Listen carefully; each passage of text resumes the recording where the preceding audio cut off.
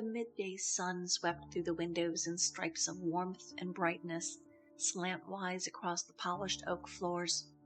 Eva was waiting for a yoga class to finish before getting ready for her 4:30 interim ballet. The air conditioner was turned on high. Eva wrapped a soft tan pashmina around her shoulders as she sat at the front desk, reviewing the upcoming schedule in her daytimer. Through the walls, she could hear the low, tonal mutterings of Cass, the instructor in the back room, telling her students, "And breathe." Meanwhile, she poured half and half into an earthenware mug and swirled in hot black tea from a nearby whistling kettle. It had been a few weeks since she first met with the accountant, and now her class schedule was heavier. She had at least 2 classes a day, with a minimum of 5 students signed up for each. She also followed Abraham's recommendation and contacted a nearby senior community center. The administration was enthusiastic about her offer to teach ballroom dancing. A mixer would be a great thing for our folks. They were encouraging about the number of people that might register. The classes would be $10 per person, per session, but if she got 24 people in class, that alone would cover her electric bill for a month. Maybe. She also left a voicemail for another dance instructor in her neighborhood, a modern jazz African dancer that Eva knew peripherally. Maria had contacts with the school district, plus she was currently teaching an Alvin Ailey-inspired class to a group of 8 preteen girls in her home studio. Eva offered, in her message, to give Maria the chance to use her larger second studio room when it was available, for free for 3 months. She hoped this might bring in referrals and larger attendance at the open houses. She heard the yoga class wrap up right at 2, and the sounds of Cass and her students tiptoeing out the back door. 5 minutes later, Eva spied a yellow Mustang race by the corner and disappear out of sight. A minute later, Abraham came strolling her way, the top of his head shining from the bright sun. He smiled and swept through the front door, wearing a tan linen suit. His tie was off and collar open. He declined the tea that Eva offered, leaning forward on her desk, popping and flipping open the briefcase. "What's the verdict?" she asked, and was crestfallen to see that Abraham was no longer smiling. They'd met several times those past few weeks, reviewing expenses and sharing suggestions, and he was always so convivial. She pouted. "Oh, is it that bad?" "It's not great." He tried to sound encouraging, but was betrayed by his somber eyes. "If you can't double your income this next quarter, I don't see how you can continue." "Without Poppy's support," she cut in, "right? That's what this is about. Does he want to cut me off?" She looked wounded, her cheeks red and her eyes flashed angrily. "No," Abraham was quick to reassure her. "But at his age, the uncertainty of your financial situation and your daughter's is alarming enough that I worry it could cause real stress. He wants to know that no matter what might happen to him, that you both are provided for. I'm sure he hopes that someday you will be financially solvent and never need to lean on anyone else, particularly when he's no longer here to be the one that you lean on. Your sister wasn't left with much when, you know. She has the house and her salary and a little bit of life insurance. She has to continue to work to support herself, and there likely isn't much more than that. I can't say that you or Mr. Ashner have given me the impression that she's going to support you." "No," Eva concurred, resting her elbows on the desk. "She's not. And I understand. It's just, I still want the studio to succeed. I really love teaching. This is everything to me. If I could only get some more clients." She trailed off, looking away. "There may be ways to do that. I hope my suggestions are opening up some possibilities for you. But if you're not successful, I need to prepare you for the realities you may be facing. I have drafted a budget, both for the studio and your household." Abraham pulled his chair around the side of the desk to show her. "Let's start by taking a look at the studio's costs if we strip you down to bare budget." Something about the way he stated "strip you down" and "bare" caused Eva to suddenly jolt her head up, and in surprise found Abraham blushing. As they reviewed the outline together, Eva felt more and more discouraged. Abraham could see her shoulders sinking, and she wrapped the pashmina tighter about her. He dragged his chair closer to her. They were practically sitting knee to knee as they looked over the budget. She needed to cut 90% of her marketing costs, mostly small ads that ran in local rags. They clearly weren't doing any good. No more coffee and tea and hamantaschen for the parents that sat around begrudgingly, waiting for their little monsters to perform. She should sell her sound system and downgrade for a short while to a simple CD player. And for God's sake, turn down that ridiculous air conditioner. She let out a sad sigh with each loss, each cut to her budget, and the dismantling of each layer of her self-image as a successful studio owner. Abraham's heart went out to her. Not only that, but he felt sad. These were new clients, the Ashners, and it was always dicey giving new clients bad news. He felt drawn to the family, not just Eva, but Michael Ashner as well. He was fascinated by Poppy, and when all this was over, presumably in a few weeks, he might not have occasion to see the Ashners again until next tax season. Perhaps that's what he was thinking when he turned to Eva at his left, leaned in, and kissed her. Startled, she was silent. He gathered his papers, his briefcase, his keys, and stood up. Can I call you later this week? Of course. She rose to walk Abraham to the door. As he left, she stood near the entrance, watching through the glass as he walked away, the sun painting blasts of radiant saffron over his light suit. He disappeared around the corner. Then, before she left the window, she saw the yellow Mustang peel out.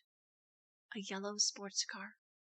Her thoughts flew backward, far back, to when she was 5 years old. It was her earliest tangible memory. She was doing somersaults in their backyard when she heard the squeal of tires out front. The horn honked, a new and raucous bray that sharply heralded that warm autumn day. Then she heard Daddy's voice. As a grown woman, she could no longer remember how her father's voice sounded, but she remembered his words that day with perfect clarity. "Girls, come see my birthday present." Eva came skipping out from the backyard with Irene 3 steps behind. Lena appeared through the front screen door of their suburban ranch home. The birthday present was a yellow 1975 Chevy Camaro, brand spanking new, with reflective chrome and black rubber tires so pristine they still shone. Saul beamed like a teenager, sprawled against the driver's side, his arms spanned wide and happy. Surely the Camaro was a gift from the old man. Saul couldn't possibly have afforded it on his own, or qualified for that kind of loan. He made only $6,500 a year, including his winter bonuses. Eva remembered that afternoon, the new Camaro, and her father's birthday when she was 5 years old, because 6 months later, her father was killed in that beautiful yellow car. The years between the death of baby Vivian and the birth of their healthy son had changed Poppy and Beatrice. Poppy completely shifted his focus to his new son and became warmer, more protective. Beatrice was no longer willowy or delicate. She no longer sketched or painted, no longer danced. She turned hard and brittle. Her only friend was her mother, and the two women controlled the household. When they got along, that was.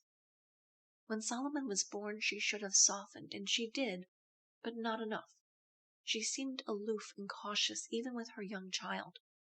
Poppy could not have been more affectionate as a father, and so Saul never felt a lack of love in his youth. He did not understand that Beatrice did not trust herself with her own child. When Saul was 3, they moved to a nice home in Palmer Park with a swimming pool and a live-in nanny for the baby. Poppy's business was flourishing, and his time at home was limited to late nights and weekends. He sometimes traveled, and men came from all over the country to visit him. Important men with names that appeared in the newspapers. Heck, Meyer Lansky came to Michigan once to go deer hunting with Poppy up in Houghton. The organization sent Ashner to Las Vegas in '57 to see if he was interested in a move. They needed a man out there who could keep the machines running. He would have managed perhaps the largest vending service in the nation. He was awfully tempted, and thought that his family could use the change of pace. He'd be more protected out west, he surmised, and the climate would be good for Beatrice, who battled chronic lung infections. The family stayed 4 weeks at the Flamingo, living like sultans. Associates kept slipping Poppy their business card, telling him, "Go see so-and-so and give them my name." The Ashners rarely had to pay for anything during their month-long stay. Beatrice got her hair washed and set every other day, and Solly was a little fish in the swimming pool, splashing around with the other long-term guests. Old numbers man Davy Berman's chubby daughter had a crush on Sol and would bring him cherry cokes from the poolside bar. Once, Sammy Davies Jr. played putt-putt with the kid. In the end, though, Poppy turned it down. Vegas scared him. It seemed a little too flashy and lacked the hard-working ethic of the Midwest. He would have become more powerful out west, but he would have to work much harder to stay alive. Literally. Too many bodies buried out in that desert, he knew. Plus, it was no life for his wife and his son. He wanted Saul to have a good education. He was hoping the boy would go to med school and become a prestigious heart doctor. And Beatrice was isolated enough. He couldn't imagine that the coarse, beehived mob wives in Vegas would have much to do with his artistic European wife. The Kennedy era brought a great deal of scrutiny to his business. There was infighting amongst the three families back in Detroit. Factions from the East were trying to broker new deals. Poppy was a solid fixer and negotiator, a calm and reasonable head when things got sticky. There were a lot of strangers getting involved, and the locals were doing everything they could to enforce their power dynamics. It all had seemed such a glamorous world those past 4 decades, but it was becoming deadlier and less predictable. Poppy was cautious, ambitiously controlled. He made nearly $1 million during the first few years of the '60s, and almost every penny of it was clean. He left it sitting with his business, afraid to touch it. It grew and grew, and he sat back silently and watched it. He kept his nose as clean as possible. The Attorney General was known to have a hard-on for mobsters. RFK was throwing everything at the wall, hoping it would stick. Poppy knew better than to take a fall, like so many of his associates. He played it smart. There was the shock when President Kennedy was murdered, but he understood that attention would come off the families once Robert was no longer the top legal watchdog. Poppy didn't mourn. He got motivated. He started getting involved with politics and city development, cozying up to those he thought would ultimately turn a blind eye to the goings-on along the Michigan-Ohio corridor, and actively seeking to push out those who would be bad news for the region and his businesses. He met, schmoozed, and strong-armed any number of men, from George Romney to Fiorello LaGuardia, Berry Gordy Jr. to Minoru Yamasaki, who designed the World Trade Towers and later Temple Beth El in suburban Detroit. Poppy was all about the top end of business those days, the real wheeling and dealing, building stadiums and freeways while making hand over fist at his businesses. Meanwhile, his son entered high school. Right, respectable Solomon Ashner, who enjoyed reading the encyclopedia and fixed his own suppers at night and agreed with his father on the best career path in medicine. Saul was polite and well-liked by his teachers, unconcerned with the popularity games and cliques in school. The confident but reserved only child of immigrants. The son of a felon who never found himself in any trouble. In fact, Saul was turned off by conflict. He hated that the men in his father's life were there because they were paid to be, in some form or fashion. Nothing about the gangster's life appealed to Ashner's only heir. His Uncle Wilhelm, known as Uncle Wiggy when Saul was a small child, capped off his judgment toward the thug life years before. Uncle Wiggy had a caustic sense of humor and told inappropriate jokes to the boy. Adult jokes. No, Solomon Ashner was just a typical teen during the early 60s, embarrassed by his old world parents and enthused by the changes happening in his world. He was on a single-minded track toward graduation, college, medical school, and success. Unbeknownst to Saul, med school was about to disappear and his future derailed one late October night weeks before he was to turn 17. It was a Friday afternoon, and he busied himself after class in the library, catching up early on biology studies for the following week's mid-semester test. He skulked the halls, whistling, his fists scooped into the pleated pockets of his chinos. He hadn't planned to attend the football game that night, but his folks were in Niagara Falls, and the thought of leftovers served up by the uncles who were minding the team that week really killed his appetite. So he stayed in school and went to the game, where he met Irene Fallon. Saul stood in the concession line after the first quarter of the game. Suddenly a brutish, freckled boy, wearing a Denby High jacket lettered for varsity wrestling, thrust a slender, teary-eyed strawberry blonde into line behind Saul. The wrestler barked out an order at the trembling girl, "Stay," and thundered off into the crowd. Saul was too courteous to ask who the hell the asshole was, but he heard her sniffles behind him.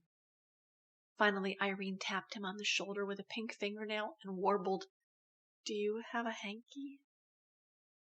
That's when it happened. Saul not only jumped forward in line to grab a handful of paper napkins for the shaking girl, he also forfeited his chance to go to medical school. He bypassed Vietnam, became a father to 2 big-eyed girls, and died at 27 years old, with no MD behind his name. In other words, he fell in love. Irene was a petite Irish-German girl from the East Side, rather self-conscious and studious. She was the only girl in her family, with 4 brothers, only one younger than herself. Her father was Irish Catholic and her mom was German Lutheran. She wasn't popular, but also not mercilessly teased by others. Her brothers were notorious enough hoodlums on their block that they buffered her against the worst of her peers. Her siblings were a torment to her, but no one else could monkey with her because of the Fallon boys. It made her shy and a little prickly. Irene lightened her hair with lemon, thickened it with beer swiped from her mother, and ratted it into a lively blonde bow. Usually she tied a mint green sateen ribbon to hold it away from her angular face. Her eyes were green, flecked with startling cat yellow confetti that flared whenever she was angry. She loved the kinks and aspired to be a teacher someday. Saul was her first boyfriend. The night they met, she was simply trying to get the hell out of her house. Apparently Bobby, the guy she'd been set up with by her best friend, did not appreciate having to go out with flat-chested Irene. It was Irene who asked Saul for his phone number. She called that Sunday afternoon after Mass. The courtship started slow and easy, taking the bus to meet one another after school, holding hands, listening to records on the jukebox at Big Boy's. They were kids. They really knew nothing of romance or relationships. Irene's father left the family when she was 10 years old and died 3 years later. Hank Fallon was a veteran who took odd jobs around town. He said he was leaving on an assignment for the railroad down in Kentucky, and there got mixed up in some kind of trouble. He died a few months later at a VA hospital. Post-traumatic stress disorder wasn't understood yet. Some of the neighbors said Hank was shell-shocked, but help wasn't forthcoming during those eras. Neither Irene nor Saul enjoyed being at their respective homes. Beatrice harangued him. His father was so busy, and there were always bodyguards, drivers, associates, that Solly was expected to treat as family. He wearied of being nice to all those rough men. Irene, though, perhaps had it worse. 4 obnoxious brothers, one distracted mom with a coterie of cheap women from the neighborhood that came by the house all day and night for Jeanette, a hairdresser, to style their hair. Irene's brothers were always bringing their sailor-mouthed girlfriends home, sneaking them in overnight. Irene fought for time and space in their one precious bathroom. Towels that she'd laid on the inside door hook were swiped during showers by grubby, freckled hands. Spiders were placed inside her pillowcase. Real ones, not plastic. Phones were picked up mid-conversation with loud and wet burps issued as she tried to talk to her new boyfriend. Irene's life was plagued with men and women who acted like men. The rough, voluptuous girls that hung around her older brothers. Her tough German mom who drank beer and was always on the hustle. Her unrefined maternal grandmother who ran an eatery out near Gratiot, a sleazy diner that stank of fried kippers and onions. Irene was most vain about her own slender fingers. Both her mom and grandma had fingers as thick as Lincoln logs. Plus, Oma wore those awful tent-like smocks. So unwomanly. Saul and Irene dated for a couple of months, but at Hanukkah things fell apart. Different religions, different holidays, different obligations. With pressure from his parents, frankly, Saul asked out a nice girl from Temple, Rachel Rabinowitz. They were only acquaintances, but he did invite her to his school's Valentine's Day dance. Rachel was beaming from her new nose job. She wore a yellow taffeta dress with a rose corsage pinned at her waist. But Irene missed Saul and had a more difficult transition moving on. Her best friend Vonda was always meeting new boys, and every week another one was professing his love for her. Vonda wanted to do everything with Sissy, her name for Irene. So Irene got dragged along like a third wheel every Friday night on her best friend's outings. It really got her down. In mid-March, she called Solomon. They kept steady all the following year. On June 1st of 1965, the following spring, Poppy received a frantic phone call from his wife. He sent Carmen to the house that morning to help Beatrice with planning Saul's graduation party scheduled that weekend. He raced home to find his wife and Carmen clustered together on the family room sofa, consoling one another. "What is it? What is it?" he bellowed, expecting to hear something terrible, another assassination perhaps. Beatrice was unable to speak, her face purple with rage. It was Carmen finally who blurted out, "Your son ran off to a funeral parlor with that shiksa and got married." Poppy loved Solomon more than anything in the universe. There was nothing he would not have done for his son. He drove around town for days trying to find him. Irene's mother did not know where the kids were. Her grandmother had no information to share. When Poppy showed up at her diner, she muttered in German. Although she spoke English fluently, she just chose to hide it at the moment, for him to get lost.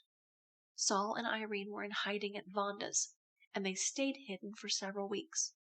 Eventually, Poppy paid a few kids in the Fallon neighborhood, and they told him where the couple was. Convinced that the girl must be knocked up, he sent a check for $200 to where they were staying. The man, Vonda's father, who answered the door, palmed the check. Didn't say hello, goodbye, or kiss my ass. Poppy received a phone call at work 3 days later. "I won't take your money, Dad. You won't understand, but I've got to make it my own way." But Poppy did understand. Oh, he understood better than anyone. There were tears in his eyes as he sat at his desk that day. Saul was too timid to call his ma, but he rang his father at work and told Poppy to leave them be, for now, to let Solly be a man. Poppy was overwhelmed by a sudden feeling of pride in his boy. His son who could have a full ride at whatever college and medical school of his choosing. His child who had been given everything in life. His boy whom he sheltered and for whom he had sacrificed. Solomon wanted to stand on his own 2 feet. His father held a deep respect for Saul at that moment. He thought the boy was Meshuggah, but he had balls. Poppy maintained a low profile those next 6 months where Saul and Irene were concerned. Beatrice was outraged and would demand that he drive her over to where the couple was then living. They'd moved into a small studio apartment on Lasher. Poppy kept his cool and told her, kindly but firmly, no.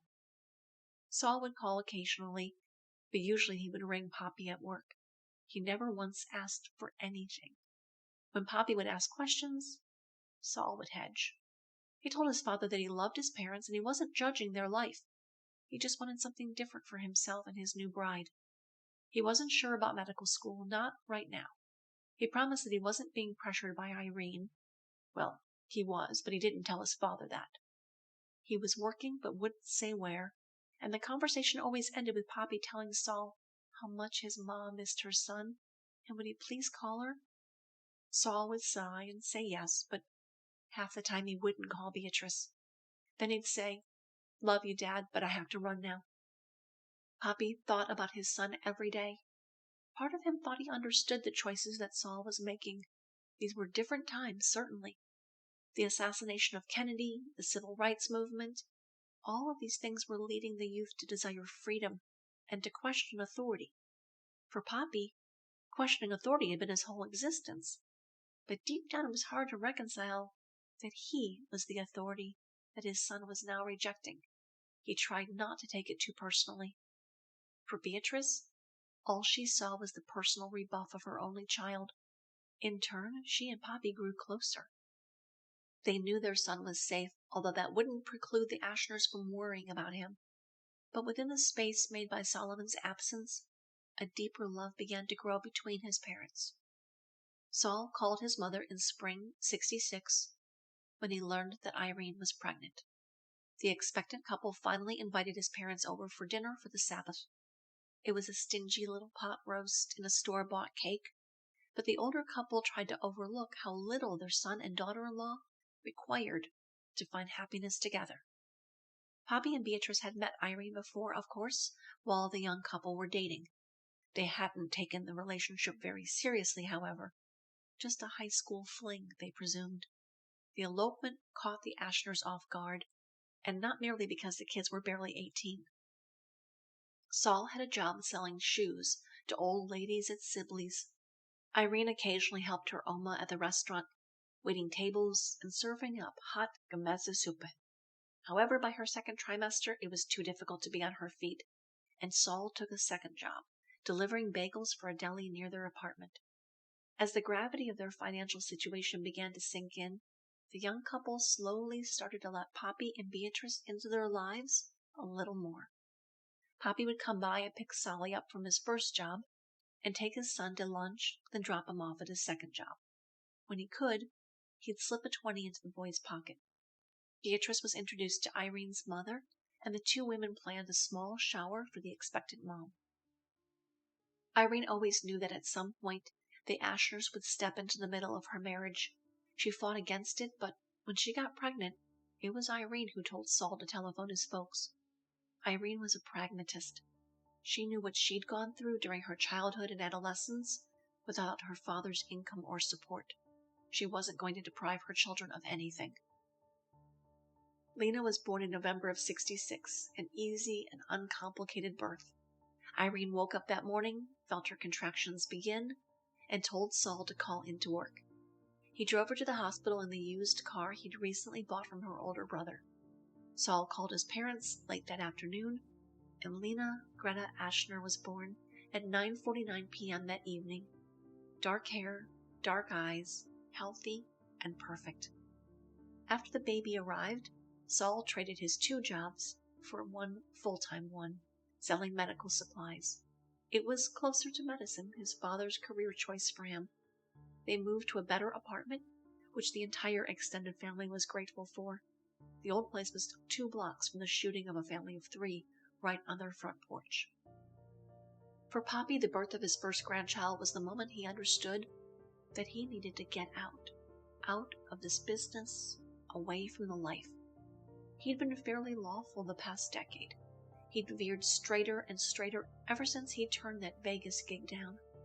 But he'd kept his hands in a few negotiations, a few arbitrations, and now he knew it had to end. He wanted to be with his family. It wasn't just about keeping everyone safe. He wanted time with his son and his wife and his new granddaughter. It wasn't easy. He cashed out, paying his way out of several alliances. After all the payouts, they had about $350,000 left. He and Beatrice sold the big house and bought a townhome. He put some savings aside for his family's education, still holding out hope that Solomon might reconsider college, and invested the remainder in stocks and bonds.